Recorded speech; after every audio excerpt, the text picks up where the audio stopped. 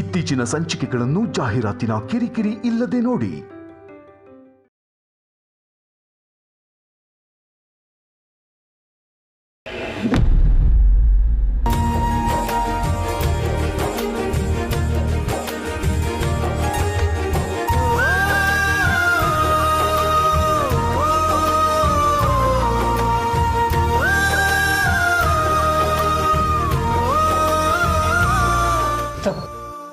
Thanks ಅಕ್ಕ. ರಘು ತಗೊಳ್ಳಿ. Thank you. ಕುಡೀರಿ. ಮೊದಲು ನೀನು ಹೋಗಿ ಜನನಿಗೆ ಕೊಡು.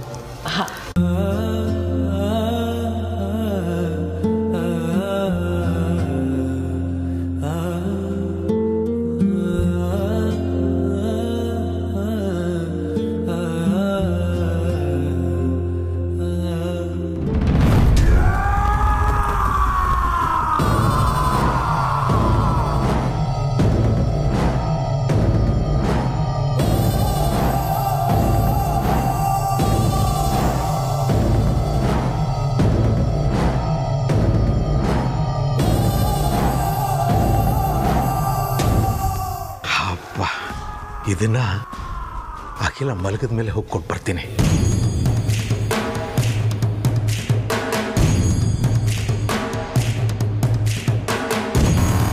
ನಾನು ಹೋಗೋ ಅಷ್ಟರಲ್ಲಿ ಪಾರ್ವತಿ ಏನಾದರೂ ಮಲಗಿಬಿಟ್ರೆ, ಇಲ್ಲ ಫೋನ್ ಮಾಡಿ ಹೇಳ್ಬೇಡಣ ನಾನು ಬರ್ತಾ ಇದ್ದೀನಿ, ನಿದ್ದೆ ಮಾಡಬೇಡ ಅಂತ.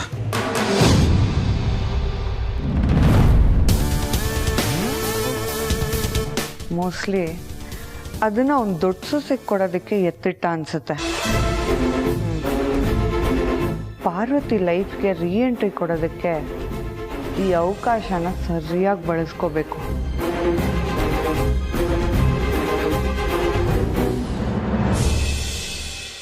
ಇವತ್ತು ನಾನು ಮನೆಗೆ ಬರೋದಕ್ಕೆ ಲೇಟ್ ಆಗತ್ತೆ.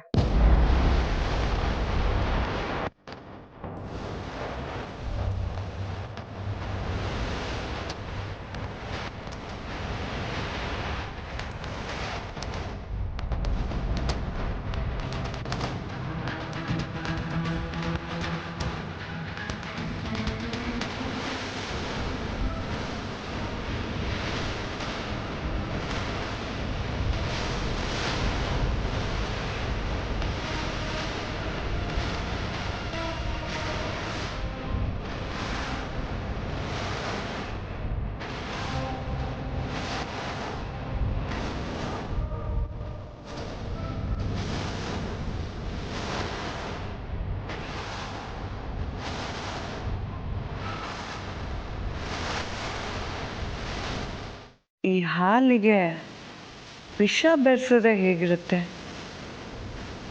ರಘುರಾಮ್ ಕೈಯಿಂದಾನೆ ಅವ್ರ ವಂಶದ ಕುಡಿ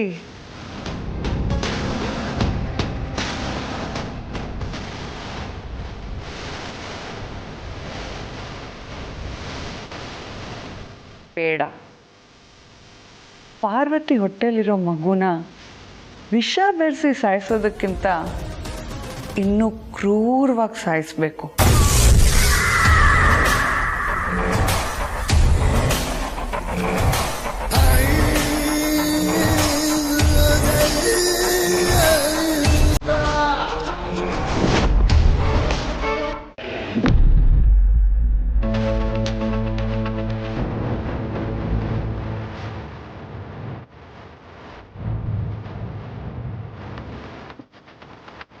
ಎಲ್ಲ ನಿದ್ದೆ ಮಾಡೋದು ಬಿಟ್ಟು ಯಾರ್ದೋ ದಾರಿ ಕಾಯ್ತಾ ಇರೋಂಗಿದೆಯಲ್ಲ. ಅಪ್ಪವ್ರು ಬರ್ತೀನಿ ಅಂತ ಹೇಳಿದ್ರಂತೆ ಅಪ್ಪ, ಅದಕ್ಕೆ ಕಾಯ್ತಾ ಇದ್ದಾರೆ. ಅಪ್ಪವ್ರ ಇಷ್ಟೊತ್ತಲ್ಲಿ ಅಪ್ಪವ್ರು ಯಾಕೆ ಬರ್ತಾರೆ? ಗೊತ್ತಿಲ್ಲ ಅಪ್ಪ. ಈಗ 1 ಗಂಟೆ ಮುಂಚೆ ಫೋನ್ ಮಾಡಿ ಪಾರ್ವತಿ ನಾನು ನಿನ್ನ ಹತ್ರ ಮಾತಾಡೋದಿದೆ, ನಾನು ಬರೋವರೆಗೂ ಮಲ್ಕೋಬೇಡಮ್ಮ ಅಂತ ಹೇಳಿದ್ರು. ಅವ್ರಿಗೆ ನನ್ನ ಹತ್ರ ಏನು ಮಾತಾಡೋದಿದೆಯೋ ಏನೋ. ಪಾಪ ಅತ್ತೆಮ್ಮನ ಕಣ್ ತಪ್ಪಿಸಿ ಬರೋದು ಕಷ್ಟನೇ ಅಲ್ವಾ ಅಪ್ಪ?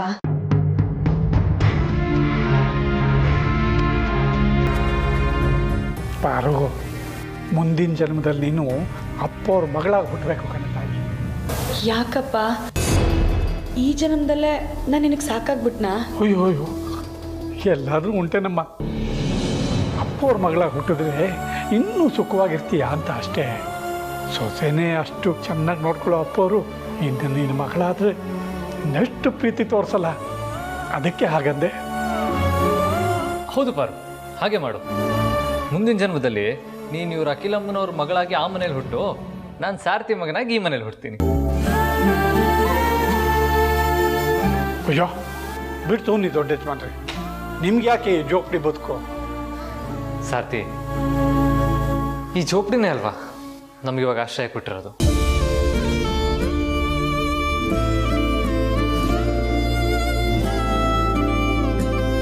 ದೊಡ್ಡ ಯಜಮಾನ್ರಿ, ಬಸ್ ಸ್ಟ್ಯಾಂಡ್ನಲ್ಲೂ ಕೆಲವು ಸರ್ತಿ ಆಶ್ರಯ ತಗೋತೀವಿ, ಹಾಗಂತ ಅದನ್ನೇ ಪರ್ಮನೆಂಟ್ ಅಡ್ರೆಸ್ ಮಾಡ್ಕೋತೀವ? ಬಸ್ ಬಂದ ಕೂಡಲೇ ಹತ್ಕೊಂಡು ಹೋಗ್ತೀವಿ, ನಮ್ಮ ಜಾಗ ಬಂದ ಕೂಡಲೇ ಇಳಿದು ಹೋಗ್ತೀವಿ. ಈ ಮನೆಯೂ ಅಷ್ಟೇ, ನೀವು ಅರಸನಕೋಟೆ ಬಿಟ್ಟು ಬಂದಿರೋ ಉದ್ದೇಶ ಈಡೇರೋವರೆಗೂ ಈ ಮನೇಲಿ ಇರ್ತೀರಿ. ಆಮೇಲೆ ನೀವು ಅರಸನಕೋಟೆಯಲ್ಲಿ ಇರಬೇಕು. ಅರಸನಕೋಟೆ ಮಹಾರಾಜ ಅರಮನೆಯಲ್ಲಿದ್ದೇನೆ ಚಂದ. ಅಲ್ಲಿಗೆ ನಿಮಗೆ ನಾನು ಮಗನಾಗಿ ಯಾವ ಜನ್ಮದಲ್ಲೂ ಬೇಡ ಅಲ್ವಾ? ಅಯ್ಯೋ ಅಯ್ಯೋ ನನ್ನ ತಪ್ಪನೆ, ನಿಮ್ಮಂಥ ಮಗನ ಪಡೆಯೋದಕ್ಕೆ ನಾನು ಪುಣ್ಯ ಮಾಡಿರಬೇಕು. ಆದರೂ ಒಂದು ಸಮಾಧಾನ ಅಂದರೆ, ಈ ಜನ್ಮದಲ್ಲಿ ನೀವು ನನಗೆ ಮಗನಾಗದೇ ಇದ್ದರೂ ಮಗನಿಗಿನ್ನ ಹೆಚ್ಚಾಗಿದ್ದೀರಿ, ಅಷ್ಟು ಸಾಕು.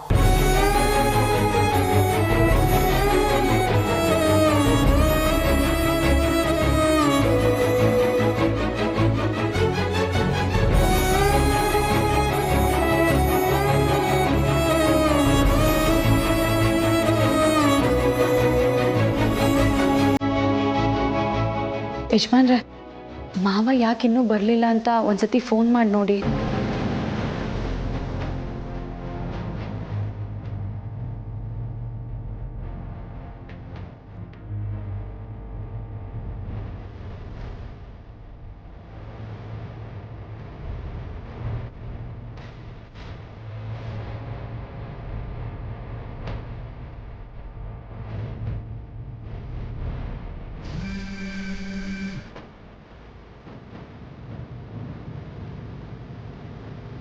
ಕಾಲ್ ಕಟ್ ಮಾಡ್ತಾ ಇದ್ದಾರೆ. ಕಟ್ ಮಾಡ್ತಾ ಇದ್ದಾರಾ?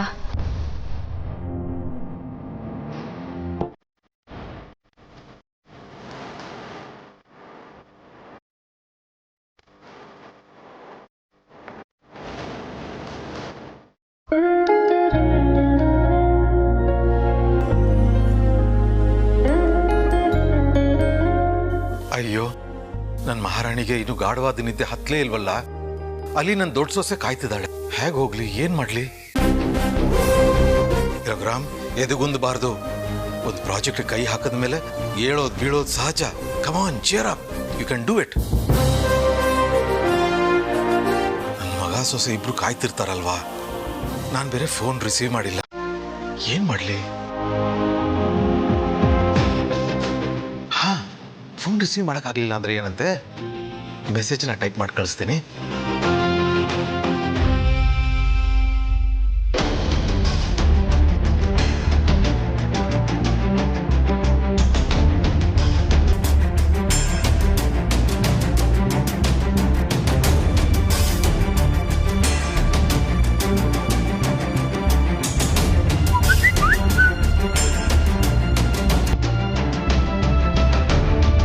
ಸ್ವಲ್ಪ ಹೊತ್ತಲ್ಲಿ ಬರ್ತೀನಿ, ಬಂದೇ ಬರ್ತೀನಿ.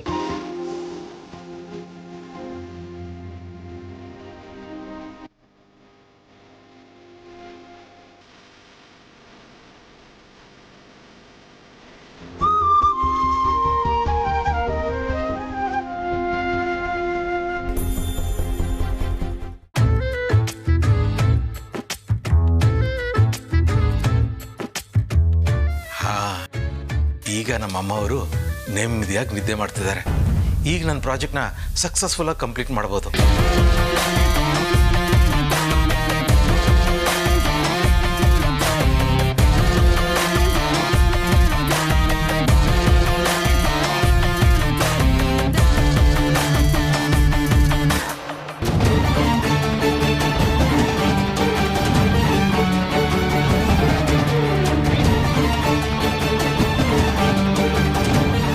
ಈ ಸಂದರ್ಭನ ನಾನು ನನ್ನ ಅನುಕೂಲಕ್ಕೆ ಬಳಸ್ಕೋಬೇಕು.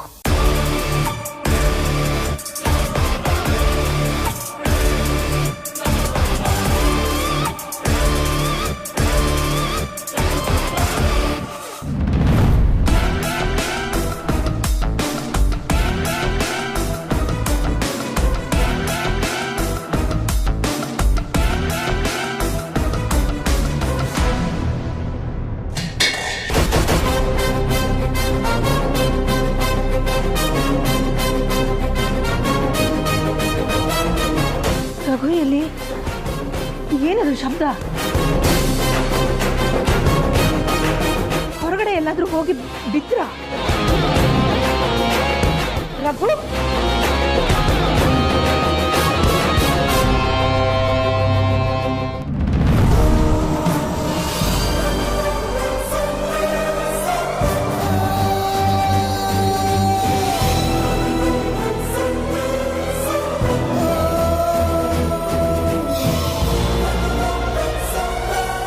ಇದು ಬಿದ್ದಿದ್ದಕ್ಕ ಶಬ್ದ ಆಗಿದ್ದು. ರಘು ಎಲ್ಲಿ? ರಘು,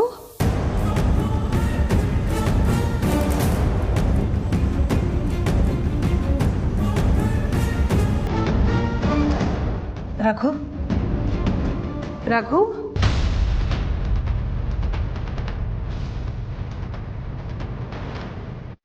ರಘು,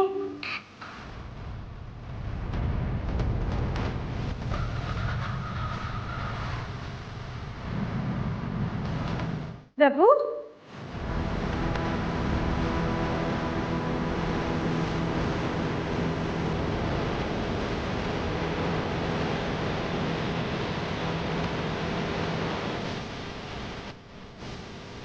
ರಘು,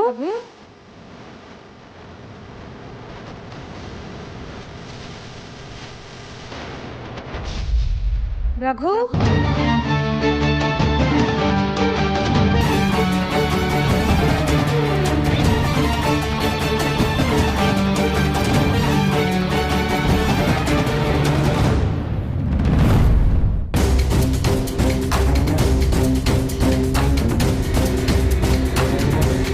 ರಘು,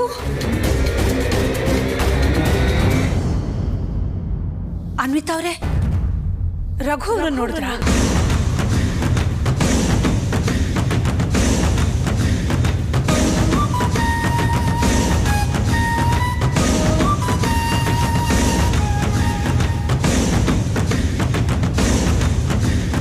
ಅನ್ವಿತಾ ಅವರೇ, ನಿಮ್ಮನ್ನೇ ಕೇಳಿದ್ದು, ರಘುನೇನಾದ್ರೂ ನೋಡಿದ್ರಾ ಅಂತ.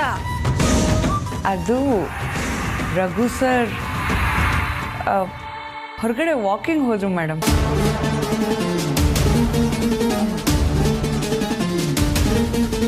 ವಾಕಿಂಗ್? ಎಸ್ ಮ್ಯಾಮ್, ನೀವು ನಿದ್ದೆ ಮಾಡ್ತಿದ್ರಿ ಅನ್ಸುತ್ತೆ, ಹಾಗಾಗಿ ಅವ್ರು ನಿಮಗೆ ಹೇಳ್ದೆ ಹೋಗಿರಬೇಕು. ಅದು ನಾನು ನನ್ನ ರೂಮ್ ಕೀ ಮರ್ತು ಬಂದುಬಿಟ್ಟಿದ್ನಲ್ಲ, ಹಾಗೆ ನನ್ನ ರೂಮ್ಮೇಟು ಶಿಫ್ಟ್ ಮುಗಿಸ್ಕೊಂಡು ಹೋಗ್ತಾ ನನ್ನ ಪಿಕ್ ಮಾಡ್ತೀನಿ ಅಂತ ಹೇಳಿದ್ದಕ್ಕೆ ನಾನು ಇಲ್ಲೇ ಇದ್ನಲ್ಲ, ಹಾಗಾಗಿ ಅವ್ರು ಹೋಗೋದನ್ನು ನೋಡಿದೆ. ಹೌದಾ? ಏನೋ ಶಬ್ದ ಆಯ್ತಲ್ಲ, ಅದಕ್ಕೆ ಏನಾಯ್ತಪ್ಪ ಅಂತ ಹೆದರ್ಕೊಂಡ್ಬಿಟ್ಟಿದ್ದೆ.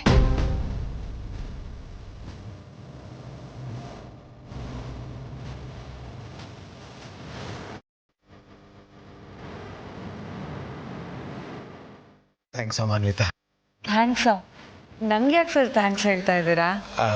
ಅದು ಮೇಡಮ್ ಹತ್ರ ನೀವು ವಾಕಿಂಗ್ ಹೋಗಿದ್ದೀರಾ ಅಂತ ಸುಳ್ಳು ಹೇಳಿದ್ದಕ್ಕ ಸರ್? ಸುಳ್ಳು ಹೇಳೋದಕ್ಕೆ ನನಗೂ ತುಂಬ ಭಯ ಆಗ್ತಿತ್ತು, ಆದರೆ ನಿಮ್ಮ ಹೆಂಡತಿ ಕಣ್ಣಿಂದ ತಪ್ಪಿಸ್ಕೊಳ್ಳೋಕ್ಕೆ ಬಚ್ಚಿಟ್ಕೊಂಡಿದ್ದನ್ನು ನೋಡಿ ನಂಗೆ ತುಂಬ ಬೇಜಾರಾಯಿತು. ನಿಮಗೋಸ್ಕರ ನಾನು ಸುಳ್ಳು ಹೇಳಿದೆ ಸರ್. ಥ್ಯಾಂಕ್ಸ್. ಅದು ಏನಾಯಿತು ಅಂದರೆ, ಅಯ್ಯೋ ಸರ್, ನೀವು ಈ ಮನೆ ಯಜಮಾನರು, ಯಾವುದಕ್ಕೂ ಯಾರಿಗೂ ಜಸ್ಟಿಫಿಕೇಶನ್ ಕೊಡೋ ಅಗತ್ಯ ಇಲ್ಲ ಸರ್. ಆದರೂ ಕುತೂಹಲ ಕಲ್ಲದೆ ಹೋದರೂ ಕನ್ಸರ್ನಿಂದ ಒಂದು ಪ್ರಶ್ನೆ. ನಿಮ್ಮ ದೊಡ್ಡ ಸೊಸೆನೂ ಗರ್ಭಿಣಿನಾ ಸರ್?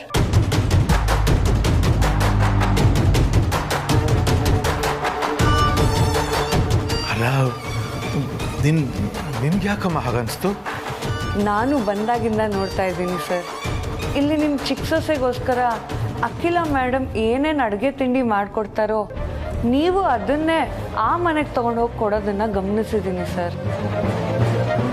ಈಗಲೂ ನೀವು ಅಖಿಲ ಮೇಡಮ್ ಕಣ್ ತಪ್ಪಿಸಿ ಈ ಹಾಲನ್ನು ನಿಮ್ಮ ದೊಡ್ಡ ಸೊಸೆಗೋಸ್ಕರ ತೊಗೊಂಡೋಗ್ತಿದ್ದೀರಾ ಅಂತ ನಂಗೆ ಗೊತ್ತು, ಅದಕ್ಕೆ ಕೇಳಿದೆ ಸರ್.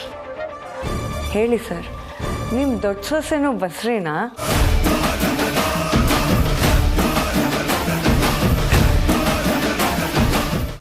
ನನ್ನ ಹತ್ರ ವಿಷಯ ಹೇಳ್ಕೋಬೋದು ಅನ್ನೋ ನಂಬಿಕೆ ಇದ್ರೆ ಹೇಳಿ ಸರ್, ಇಲ್ಲ ಅಂದರೆ ಬೇಡ. ಹೇಳ್ತೀನಮ್ಮ. ಹೌದಮ್ಮ, ನನ್ನ ದೊಡ್ಡ ಸೊಸೆ ಕೂಡ ಗರ್ಭಿಣಿಯೇ. ಆದರೆ ಈ ವಿಷಯ ಅಖಿಲ ಗೊತ್ತಿಲ್ಲ. ಗೊತ್ತಾಗಬಾರ್ದು ಅಂತಲೇ ಜನನಿಗೆ ಅಂತ ಮಾಡಿದ ಹಾಲಿನಲ್ಲಿ ಪಾರ್ವತಿಗೂ ಪಾಲಿದೆ ಅಲ್ವಾ, ಅದಕ್ಕೆ ನನ್ನ ನೆಪ ಹೇಳ್ಕೊಂಡು ಸ್ವಲ್ಪ ಎತ್ತಿಟ್ಕೊಂಡೆ. ನೋಡಮ್ಮ, ನೀನು ಅಷ್ಟೇ. ಈ ವಿಷಯ ಅಖಿಲಾಗ ಮಾತ್ರ ಅಲ್ಲ, ಈ ಮನೇಲಿ ಯಾರಿಗೂ ಗೊತ್ತು ಮಾಡಬೇಡ, ಆಯ್ತಾ? ಚಚ್ಚ, ಅಂಥ ಪಾಪದ ಕೆಲಸ ನಾನು ಯಾಕೆ ಮಾಡಲಿ ಸರ್? ನೀವು ಈ ವಿಷಯನ ಮುಚ್ಚಿಡ್ತಾ ಇದ್ದೀರಾ ಅಂದರೆ ಅದಕ್ಕೆ ಏನೋ ಸ್ಟ್ರಾಂಗ್ ರೀಸನ್ ಇರಲೇಬೇಕು ಸರ್. ನಾನು ಬರೀ ಅಖಿಲ ಮೇಡಮ್ ಅವ್ರ ಗಮನಕ್ಕಲ್ಲ, ಬೇರೆ ಯಾರ ಗಮನಕ್ಕೂ ತರಲ್ಲ. Don't worry sir. Thank you Ramma. ನಾನು ಹೋಗಿ ಹಾಲು ಕೊಟ್ಟು ಬರ್ತೀನಿ. ಸರ್, ಒಂದು ರಿಕ್ವೆಸ್ಟ್. ಏನದು? ನಾನೊಬ್ಳು ನರ್ಸು, ನಿಮ್ಮ ದೊಡ್ಡ ಸೊಸೆ ಬೇರೆ ಬಸ್ರಿ ಹೆಂಗಸು. ಅವರಿಗೆ ಯಾವುದೇ ಥರ ಸಹಾಯ ಬೇಕಿದ್ರೂ ನಂಗೆ ಹೇಳಿ ಸರ್. ತುಂಬ ಸಂತೋಷ ಕಣಮ್ಮ. ಹಾಗಾದರೆ ಒಂದೇ ಒಂದು ಸಹಾಯ ಮಾಡು. ನೀನು ಹೇಗಿದ್ರು ಇಡೀ ದಿನ ನನ್ನ ಚಿಕ್ಕ ಸೊಸೆ ನೋಡ್ಕೊಂಡು ಇಲ್ಲೇ ಇರ್ತೀಯಲ್ಲ, ಬೆಳಗ್ಗೆ ಡ್ಯೂಟಿಗೆ ಬರೋಕ್ಕೆ ಮುಂಚೆ ಒಂದು ಸಲ ಅಲ್ಲಿ ಹೋಗಿ ಒಂದು ಚೆಕಪ್ ಮಾಡಿ ಸಂಜೆ ಡ್ಯೂಟಿ ಮುಗಿಸ್ಕೊಂಡು ಹೋಗ್ಬೇಕಾದ್ರೆ ಅವ್ಳು ಯೋಗಕ್ಷೇಮ ವಿಚಾರಿಸ್ಕೊಂಡು ಹೋಗಮ್ಮ. ತುಂಬ ಸಹಾಯ ಆಗುತ್ತೆ.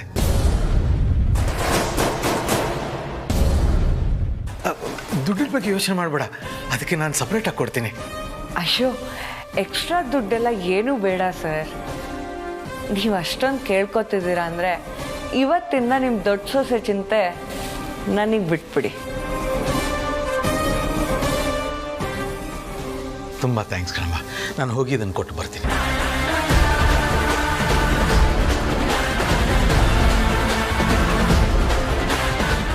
ಪಾರ್ವತಿಯಿಂದ ನನಗೆ ಅಮೂಲ್ಯವಾಗಿರೋದನ್ನು ಎಲ್ಲ ಕಳ್ಕೊಂಡಿದ್ದೀನಿ. ನನ್ನಮ್ಮ, ನನ್ನ ಆರೋಗ್ಯ ಎಲ್ಲಾನು.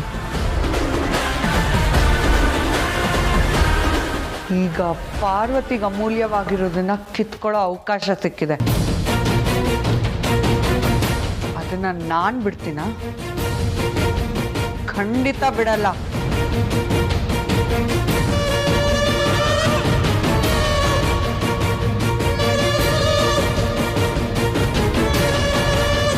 ಇವತ್ತಿಗೆ ಅನ್ಕೊಂಡಿದ್ದ ಕೆಲಸ ಎಲ್ಲ ಮುಗ್ದಿದೆ. ಮನೆಗೆ ಬರ್ತಿದ್ದೀನಿ.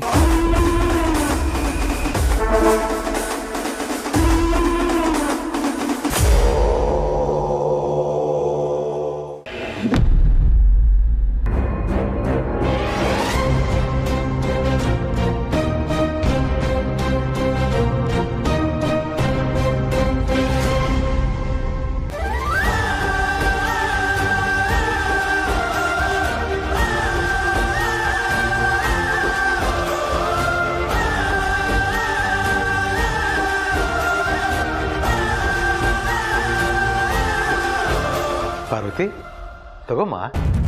ಏನಿದು ಮಾವ? ನೋಡು, ಗೊತ್ತಾಗುತ್ತೆ.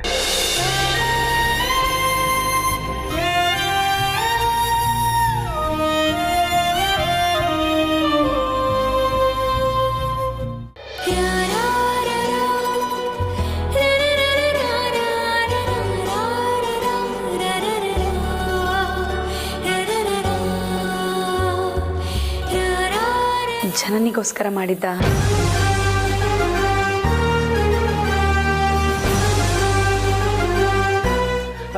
ಬಟ್ ಈ ನಿನ್ನ ಮಾವ ನನ್ನ ಸೊಸೆ ಪಾರ್ವತಿಗೋಸ್ಕರ ತಗೊಂಡು ಬಂದಿದ್ದಾನೆ. ಹೆಂಗೆ? ಅಖಿಲ ಕಣ್ ತಪ್ಪಿಸಿ ಬರೋಕೆ ಇಷ್ಟೊತ್ತಾಯ್ತು. ಅಪ್ಪ, ಪದೇ ಪದೇ ಯಾಕೆ ಈ ರೀತಿ ಕಷ್ಟ ತಗೋತೀರಾ?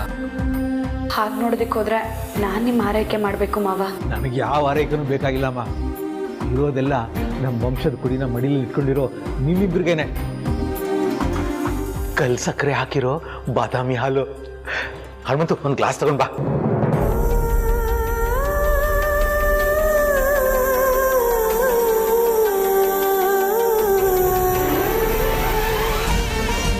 ಕೊಡಮ್ಮ. ನೋಡು, ಕಲ್ ಸಕ್ಕರೆ ಬಾದಾಮಿ ಎಲ್ಲ ಬೀಳ್ತಾ ಇದೆ ನೋಡು.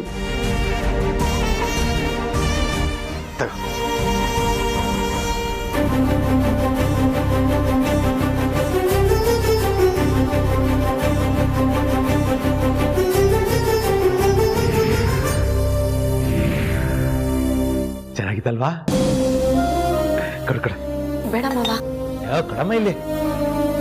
ಅಪ್ಪ, ನಾಳೆ ಹೋಳಿ ಹಬ್ಬ. ಹೌದಪ್ಪ, ನೆನಪಿದೆ. ಹೋದ ವರ್ಷ ಕೂಡ ಅಖಿಲ ಪಾರ್ವತಿ ಮಧ್ಯೆ ಮನಸ್ತಾಪ ಇತ್ತು. ಆದರೂ ನಾವು ಹೋಳಿ ಆಚರಣೆ ಮಾಡಿದ್ವಿ. ಆದರೆ ಈ ವರ್ಷ ನೀವು ಮನೆಯಿಂದಾನೇ ಹೊರಗಿದ್ದೀರಾ. ಒಂದು ಖುಷಿ ಏನಂದ್ರೆ ಅಪ್ಪ ಮಗಳ ಸಂಬಂಧ ಸರಿ ಹೋಗಿದೆ. ನಮ್ಮನೇಲೂ ಎಲ್ಲ ಸರಿ ಇದ್ದಿದ್ರೆ ಎಷ್ಟು ಚೆನ್ನಾಗಿರ್ತಿತ್ತು. ನೊಂದ್ಕೋಬೇಡಿ ಅಪ್ಪ ಅವರೇ. ನಮ್ಮ ಪಾರ್ವತಿನ ಸೊಸೆ ಅಂತಲೇ ಒಪ್ಕೊಳ್ದೇ ಇದ್ದ ಅಮ್ಮವರು ಅವಳೇ ಅರಸನಕೋಟೆ ಉತ್ತರಾಧಿಕಾರಿ ಅನ್ನೋ ಸಂದರ್ಭ ಬಂದಿತ್ತು. ಆ ಸಮಯನೂ ಬೇಗ ಬರುತ್ತೆ, ನಂಬಿಕೆ ಇಟ್ಕೊಳ್ಳೋಣ. ಹನುಮಂತು, ನಿನ್ನ ಬಾಯಿ ಹರಕೆಯಿಂದ ಹಾಗೇನಾದ್ರೂ ಆಗ್ಬಿಟ್ರೆ ನಿನ್ ಬಾಯಿಗೆ ದೊಡ್ಡ ಕಲ್ಸಕ್ರೆ ತಂದಾಕ್ತಾರೆ ಅಲ್ವಾ ಅಪ್ಪೋರೆ?